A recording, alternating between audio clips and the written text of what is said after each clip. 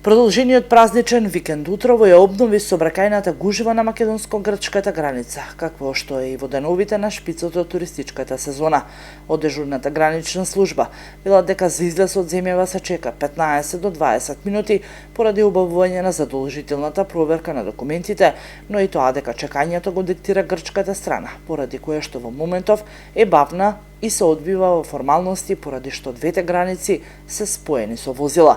Нашите гранични службеници не може да проценат колку време е потребно да се помине грчката граница, но затоа потврдија дека на наша страна во моментов функционираат 5 сообраќајни ленти за автомобили и една за автобуси и камиони. Меѓу зоната на граничниот премен Богородица и Евзони полна е со возила. Како што соопштуваат од Автомотосојузот на Македонија, интензитетот на сообраќајот на патните правци надвор од градските средини е зголеман, а на граничните премини од македонска страна нема подолги задржувања за излез и за влез од државата покрај оние на граничните премини Богородица и Табановце.